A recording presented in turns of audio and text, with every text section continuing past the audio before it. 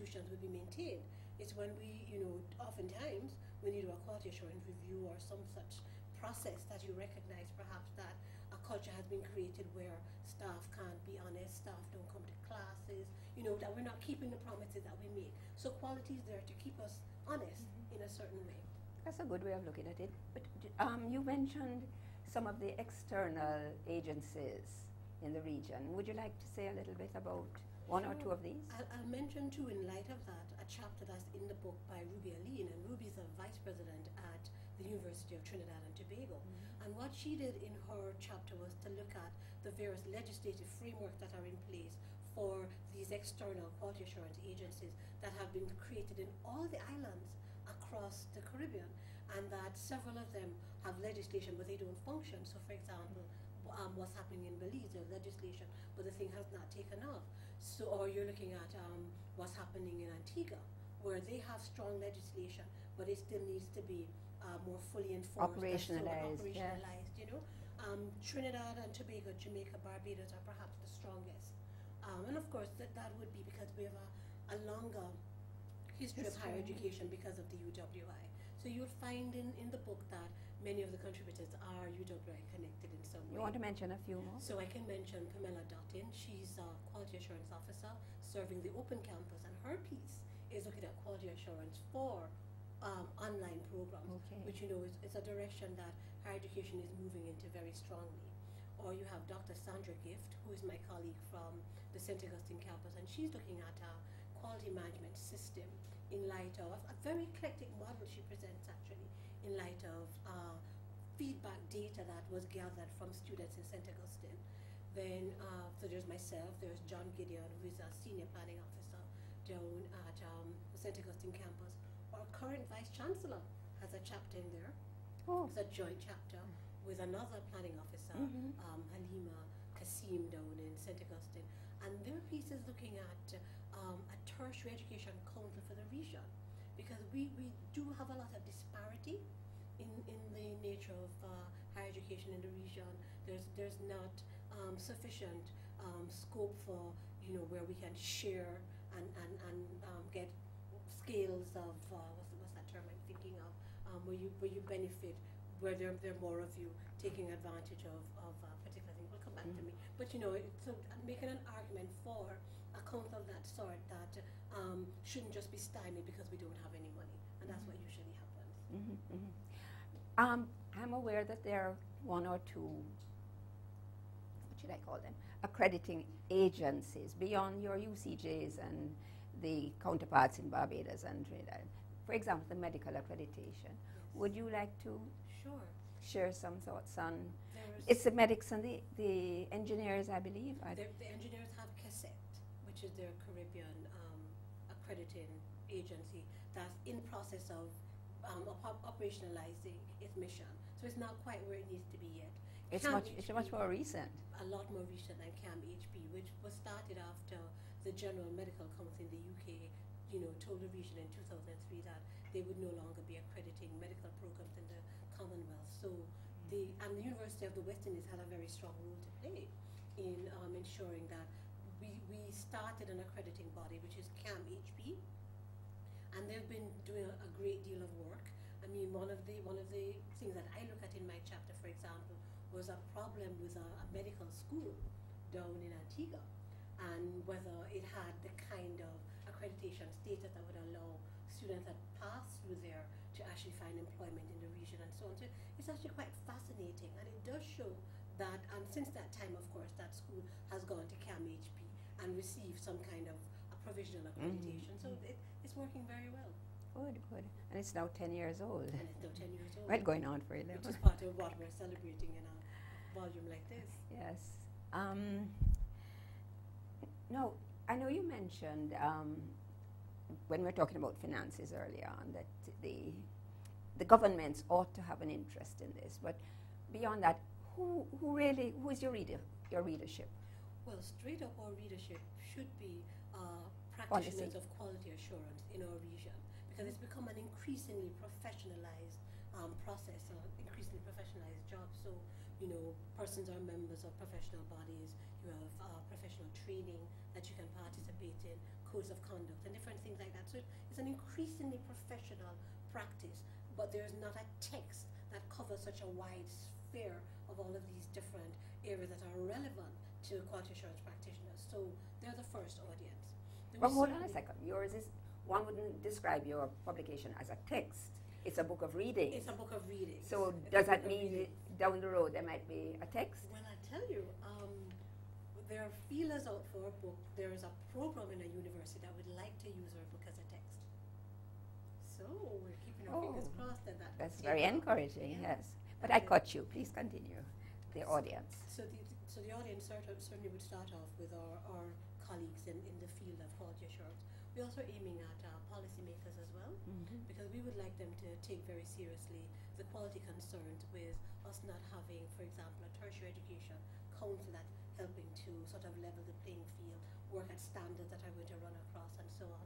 We want to look at ensure that persons who work, for example, in TVET, we have 2 very strong TVET chapters in the book, and we'd like them to start to pay attention to the whole notion of tertiary TVET, which is not paid sufficient attention yes, to. say something about this, because I'm glad you mentioned it. I get the sense that this is sort of the poor relation in the whole scheme of things. Is that so? It would appear to be, because we have this notion in the Caribbean, that TVET is for people that can't handle academics, and it's about working with your hands and competencies and so on. But it's beyond that. You do need to be strongly educated in order to be trained. And the Caribbean, and this is what's interesting, particularly starting with Jamaica, we are leaders in TVET in the region. Everybody looks to us. The Cantor standards that have been crafted were strongly contributed to by what's happening in TVET in Jamaica and so on. So we want to put TVET on the table again, and to recognize that any form of education and training would need to have quality standards, and that's part of what's happening there. So our TVET colleagues would find lots that's relevant to them here. Grad students that are working in higher education, administration, and other areas like that would find our volume to be of a great deal of relevance. And you already mentioned, for example, UWI's open campus, studying at a distance. Is there information in there that would be of consequence to students and staff of that genre? The particular chapter that's in there, that's written by Pam Dottin, looks at the Shelton Scorecard, which is a method for quality assuring online programs. And one of the key points she makes in that chapter is that we can't use face-to-face methods to quality assure online programs, especially because of this problem that we call transactional distance. You and I are doing a face-to-face, there's very little transactional distance between us. I can see you, can see me, all of that kind of thing. But the online student is faced with transactional distance, and we have to find ways of ensuring that our online programs minimize transactional distance. So that's one of the things that has to be quality assured in the process to improve how our students learn. Because that's what quality assurance is about, ensuring our students learn. From your own experience, I'm fascinated by this, and I no doubt it is picked up in different chapters. Walk us through a process of whether it's a face-to-face program. What sort of things do you take into account? As I said, I know your chapters, different chapters would pick this up, but could you elaborate? Some of the things that we take into account. One of the things you do want to and you mentioned standards. Where did these standards come from? The standards are, in a certain way, international, because you would expect, for example, that a student that is going to come through a university should earn a degree at a certain level. So degrees are in different areas, different levels, and those are framed. So a first class honors degree should look like this, upper seconds and so on. So there's standards that are there that are both internal but can be very tightly linked into international standards as well, because there has to be some kind of comparability.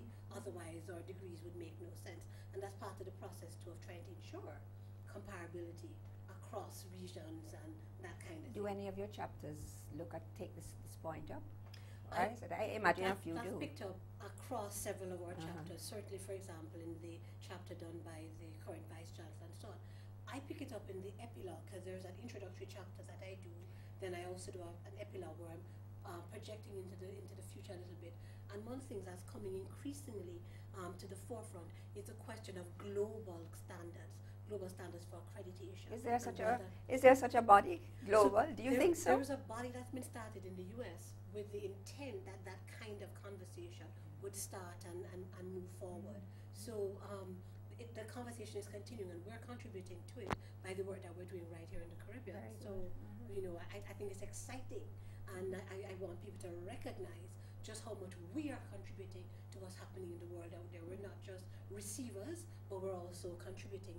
I make the argument, in fact, in that epilogue, that some of what, for example, the UK is wrestling with right now in terms of grade inflation, where they're running an experiment where they're trying to marry the GPA system with their traditional honor system. And I'm saying, but UWI has already, because we came out of that system, tried to do a hybrid GPA honor system. You guys need to look at us. We could teach you something about how it's done, and we continue to react to and learn and research our own work. And that material is there, the UK could learn.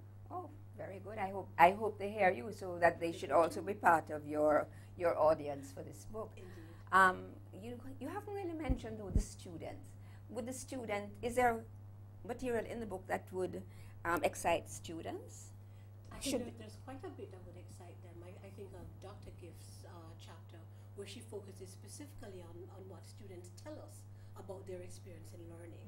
And you know, oftentimes students don't believe we listen to them. They wonder what happens when they fill in all of these surveys over and over. Don't you think they have a point sometimes? No, sometimes they do have a point. Sometimes they do. So we can show them how we're taking account of. It's all factored into this all stuff. factored in. All factored Well, that's very good, and I hope that they take it to heart, because it's so demoralizing when you, as a student, spend time responding and then you figure, well, where is it going? And somebody's trash. And that's not the case. We assure you that's not the case. We're running close to the end of this, but you started to say you had a concluding section to your book of readings that looks to the future. Can you expand on this a little more? Sure. Higher education and quality in higher education is constantly impacted by and affected by changes that are happening in higher education generally.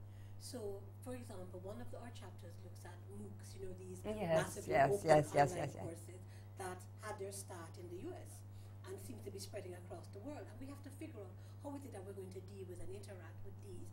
Who is going to quality assure MOOCs, and what's the relevance of that to the Caribbean context? Should we be creating MOOCs, although I don't deal with it as specifically as that, but should we be creating Caribbean MOOCs that will be available to the rest of the world? But certainly in that chapter, what I look at is that a process has been engaged with in Trinidad and Tobago, where this US company, Coursera, that does these online courses, has engaged with Trinidad and Tobago in order to set up a network of courses that Trinidad and Tobago students will be able to have access to. Right. But the quality question is still there. Who is going to be responsible for it? And that's probably going to be something that's going to be part of the our discussion. Future. And so we have to start paying attention to that. We have to start paying attention to the nature of joint degrees, and we have many of those sort of floating around all the place in the region. But who quality assures joint degrees? Let me slip this in here, and I don't mean to put you on the spot, but the Australians, at least certain bodies in Australia, now feel that their quality assurance is so good that they don't need accreditation. What are your views on that within the local context? I think it would take us a little while to get to that point. We have to ensure that our internal quality assurance systems are robust enough to be able to stand up to scrutiny. And I don't think we're there yet. But we're getting there? But we're getting there. We're getting there. I mean, with the movement to institutional accreditation, that alone tells you so much. With Jamaica's move to setting up a JTech, you know, I think we will get there eventually, and it will require some institutional support outside of the institution to ensure that you know, they're able to maintain their processes. But we could get there. Well, thank you so much. This has been a really interesting discussion. I hope to pick up my book on the way out. But to the audience, I hope you've been sufficiently motivated to go out there and get Anna's book, Dr. Anna Perkins. Thank you so very, very much. Professor Hamilton. It was a pleasure. Hi, Professor Maureen Warner-Lewis. Hello, Vereen, It's Professor Shepherd. It's such a pleasure of course, we're kidding by these introductions. We have known each other for a long time. Yes. But for me, it's a pleasure to be here, sitting with you, sitting in your presence and rapping with you about your book. Well, I'm very honored that you have been able to make the time and that you have the interest, and that, you know, this is also the historical dimensions of Absolutely. of my book. Yes, which I bought. The first edition I bought years ago. Yes, and 1991. enjoyed reading. Mm-hmm. But first, you are Professor Emerita of African Caribbean Language and Orature. Mm-hmm. So how do you spend your time now? Because Emerita means you are retired. Yes, I am. I'm retired about 11 years now. Would you That believe? long? Yes, in 2003. There are always articles to write, there are books to review, there's sort of checking other people's writings whenever my husband or my son or my daughter write anything. And they are also, you know, researchers in their own right. I have to go over it. I am pleased to go over it and, you know, make corrections, make suggestions, suggest restructuring, style of writing and all that, so that one's literary gifts and skills, you All know, into come service. Yes. Okay, so let's go to this book.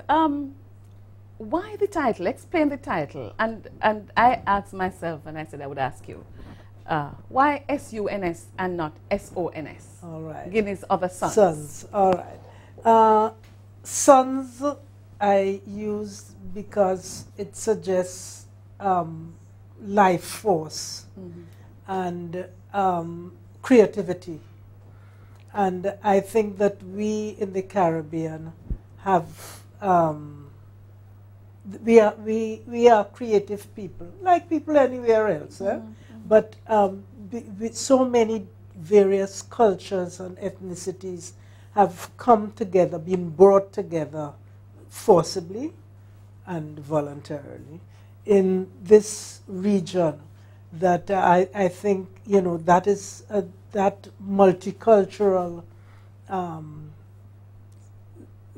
situation has contributed to our creativity.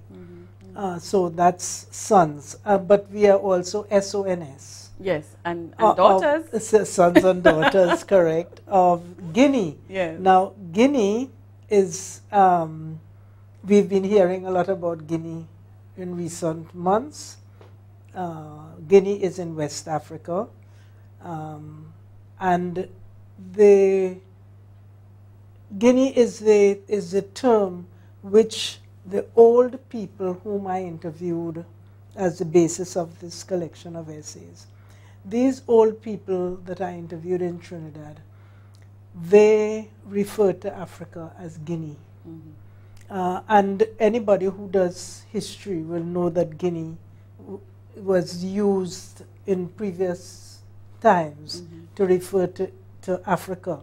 Ethiopia was another term that was used for Africa.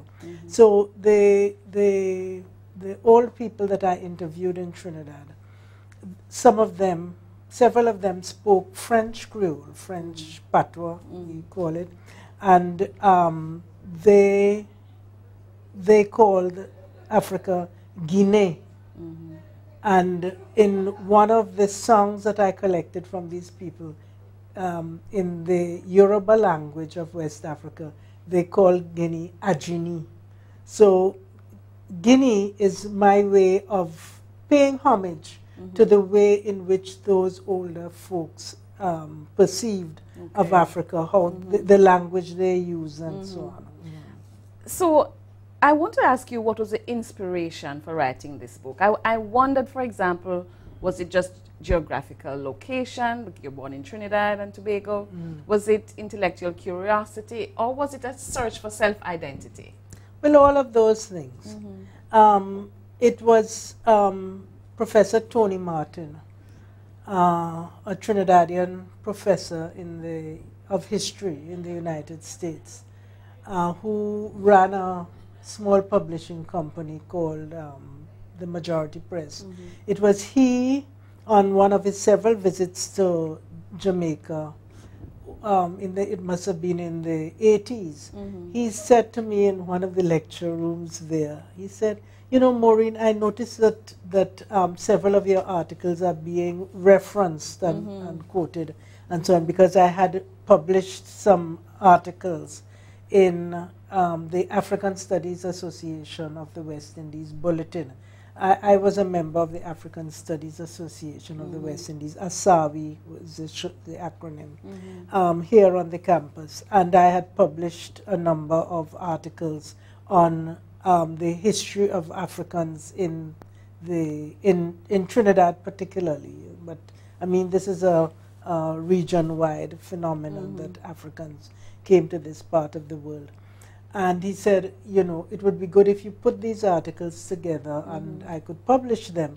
Well, he having suggested that, I got to work adding to the articles that had already been published. You know, I wrote some other articles and put them together and then called the book Guinea's Other Sons. So, but the inspiration for the topic itself that I learned, that is, who are these Africans who came to the Caribbean? And what were they like? What did they dress like? How did they talk? What were their values? How did they think? And what did they remember about the places that they came from? This inspiration came to me because after having studied literature for my BA here on the Mona campus, I went to England and I took up the study of linguistics. And one of the things I was interested in is the formation of our Creole languages, the languages which we speak in the Caribbean. In Haiti, it is French Creole. In Martinique, Guadeloupe, French Creole. In Trinidad, it used to be French Creole, but there are English Creoles in Guyana, in Trinidad, in Barbados, in St. Kitts, here in Jamaica.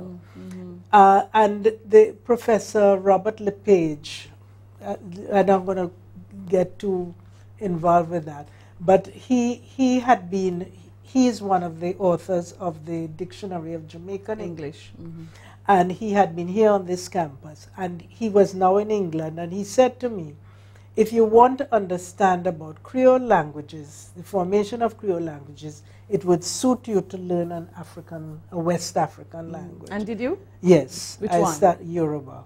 Okay. There was somebody in the language class with me. This is at postgraduate level. And he was Yoruba, and I began learning Yoruba. So that when I went home to Trinidad to do my field work on the languages of Trinidad, I discovered that my neighbor, my next door neighbor, who we said good morning to every morning, that she was the child of an African people who had come through Sierra Leone. There were Yoruba people who had come through Sierra Leone to Trinidad. So now you could say good morning in another language? No, by this time she was dead.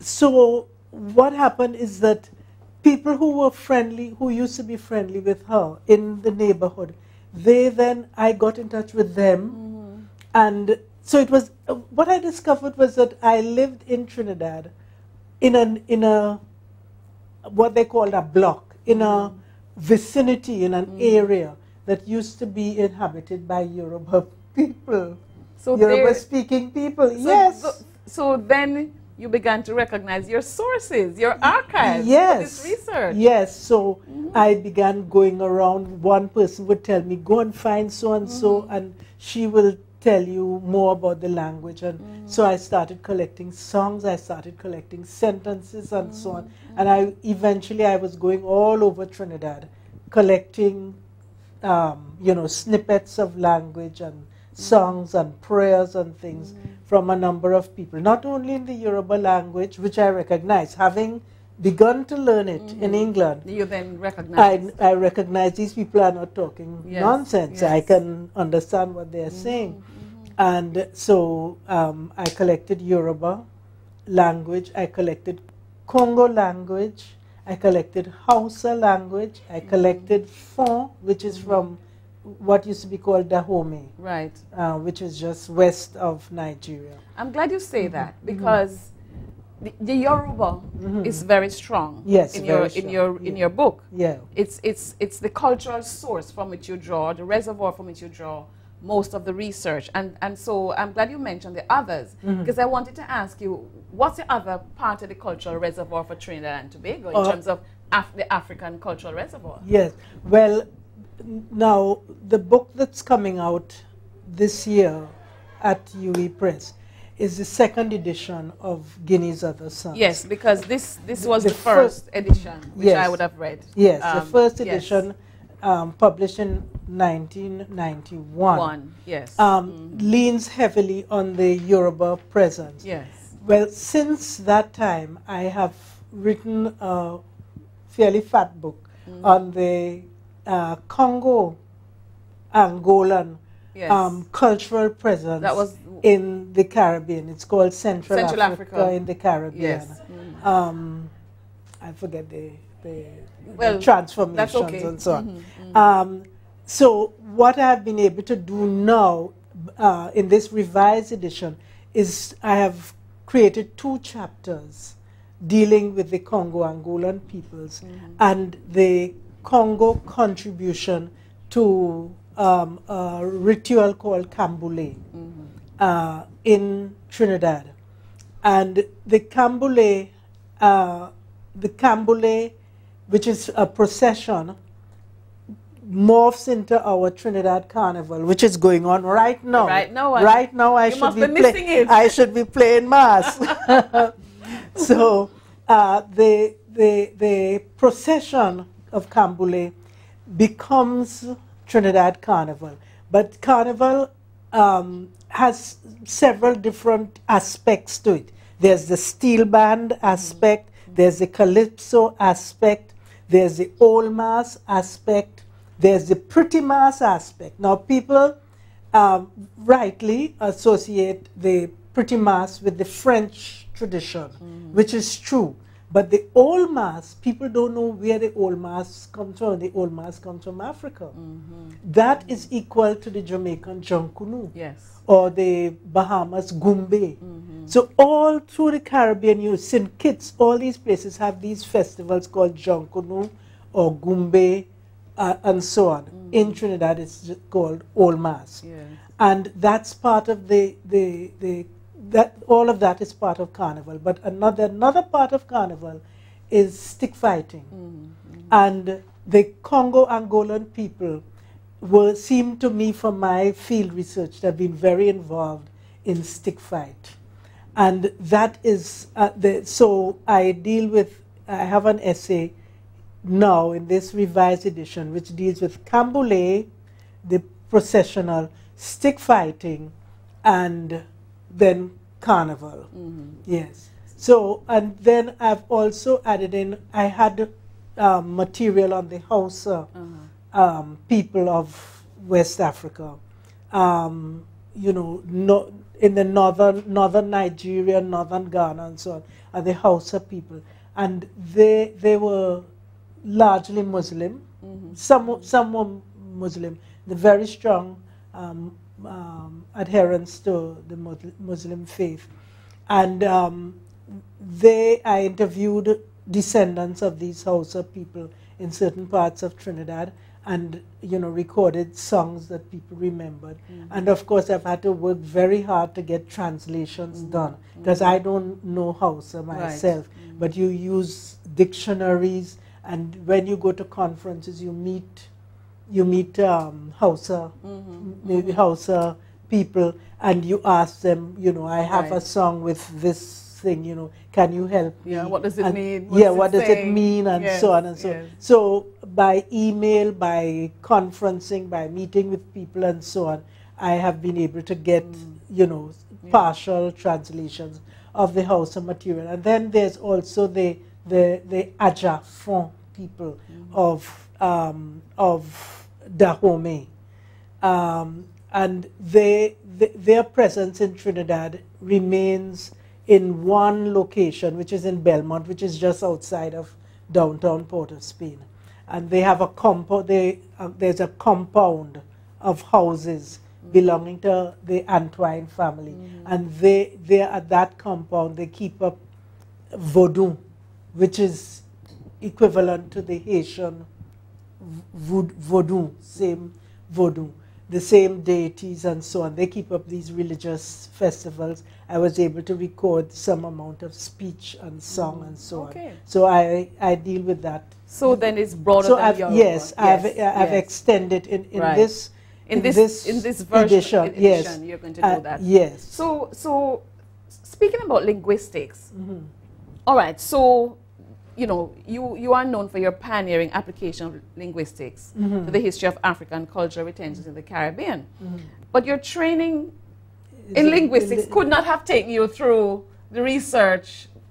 So how did you negotiate this sort of what I call disciplinary divides, you know, to get at the other things that you needed to know for this book? Well, I taught literature in the term time, and then in the holiday period, the so-called holiday period, which for us academics is research. I would then undertake field trips to Trinidad and any part of the Caribbean that I went.